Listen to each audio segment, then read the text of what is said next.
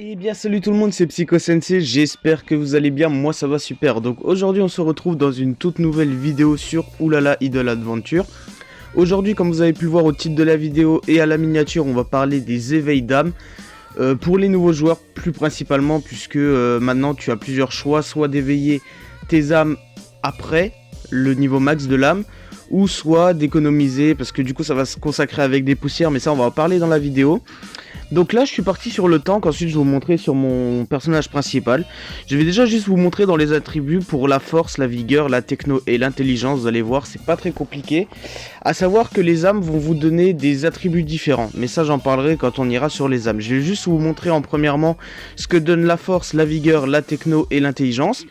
Donc si tu mets dans force, tu as attaque, frappe, perforation. En vigueur, tu as PV, esquive, parade. Et ensuite, tu as armure, crit, ténacité pour ce qui est de la techno. Donc là, maintenant, on va partir sur le main. Je vais vous montrer aussi l'intelligence. Vous allez voir, hein. Pour le moment, ça n'a pas trop de sens ce que je suis en train de vous montrer. Mais vous allez voir qu'après, pour améliorer vos âmes, ça aura plus de sens. Puisque du coup, si vous voulez grappiller des stats, etc., ça peut être pas mal. Donc à l'heure où je vous fais cette vidéo, c'est le jour où les âmes, les éveils d'âmes sont sortis. On est le 11 juin. On a eu aussi 200 étages, désert de ténèbres qui sont déjà finis. J'espère que vous arriverez à les passer vous aussi. Et mince, comment ça s'appelle? Donc l'intelligence, donc théoriquement ça te donne ce qu'il y a autre chose. Alors par contre là je n'ai plus exactement ce qu'il donne, mais en tout cas c'est une stat différente aussi pour les chamans et aussi il me semble les DPS, enfin les chamans, les heals et les DPS.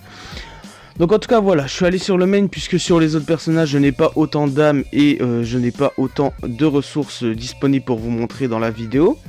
Donc à savoir que du coup maintenant tu peux être percé, donc j'appellerai ça l'éveil d'âme dans cette vidéo. Tu peux éveiller différentes raretés d'âmes. Tu peux éveiller du coup les légendaires, les épiques et les rares. Les verts ne peuvent donc pas être améliorés, pardon. Donc comme vous pouvez le voir, vous avez 3 niveaux à chaque fois au-dessus du niveau. Donc là quand tu vas par exemple sur une violette, vous pouvez voir que c'est seulement les stats en dessous.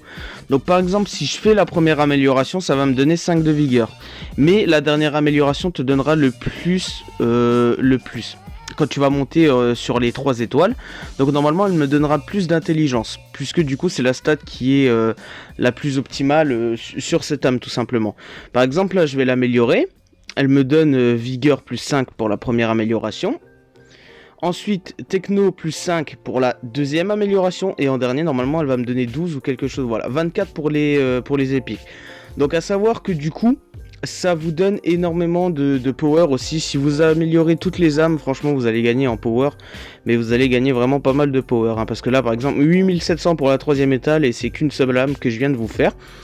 Donc ça n'améliorera pas les gains d'âme. Ce qu'ils appellent les gains d'âme, par exemple, là, c'est la parade plus 2%. Pour chaque 35 fragments, etc. Donc ça n'améliorera pas ça. Ça vous améliorera seulement les stats d'attributs. Les stats que normalement tu peux avoir quand tu as tout simplement des points d'attribut quand tu passes ton level. C'est justement ici. Donc tout ce qui est techno, vigueur, intelligence et comme je vous ai montré avant, force.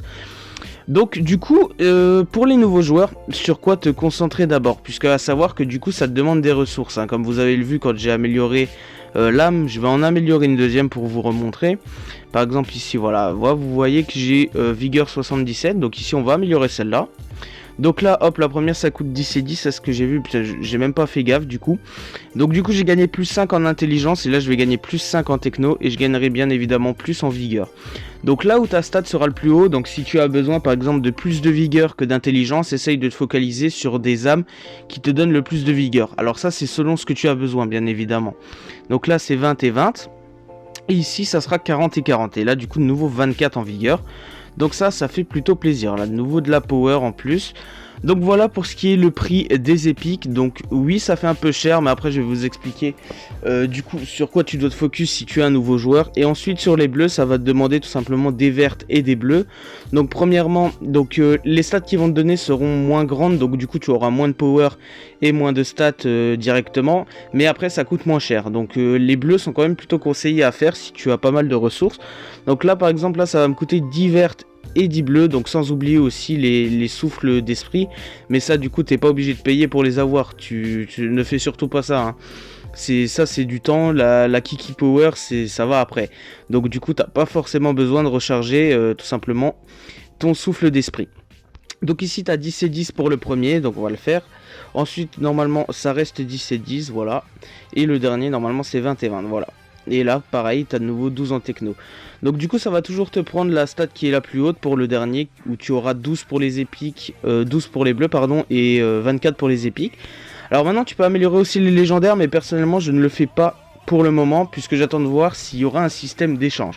A savoir que du coup les stats comme ça c'est des stats que tu peux grappiller, mais c'est des stats qui sont pas forcément on va dire nécessaires au niveau où tu es à la fin des maps, etc. T'as plus forcément beaucoup de contenu. Donc moi pour le moment je ne ferai pas pour les légendaires.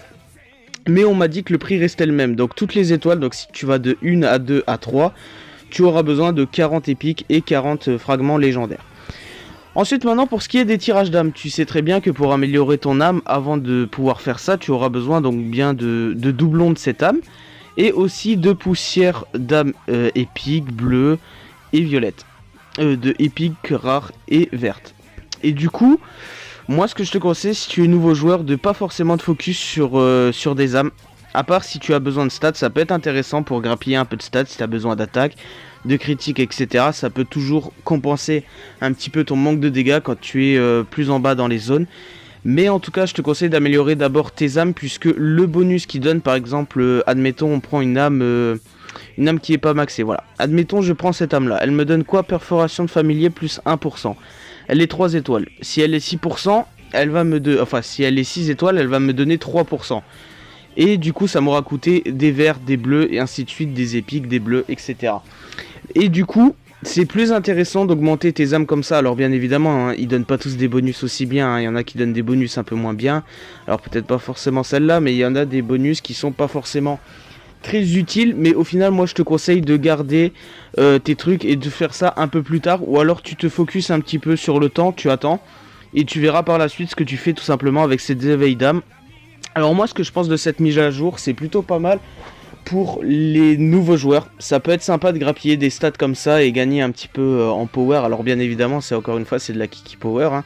C'est pas forcément de la power approximative, même si ça te donne quand même des stats, ça sera jamais autant équivalent. Là par exemple pour 24 de ténacité, avant j'ai gagné 8000 de power, ce qui est totalement énorme.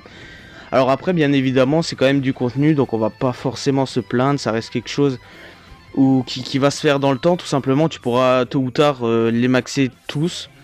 Et puis du coup voilà. À savoir aussi, ne dépensez pas vos tirages d'âme maintenant pour gagner des poussières, etc. Ça sert à rien, on va avoir bientôt des nouveaux toe-up avec la saison qui arrive tout simplement dans 3 jours et 16 heures, à l'heure 3 jours et 12 heures, pardon. À l'heure où je vous fais cette vidéo, donc économisez vos tirages d'âme.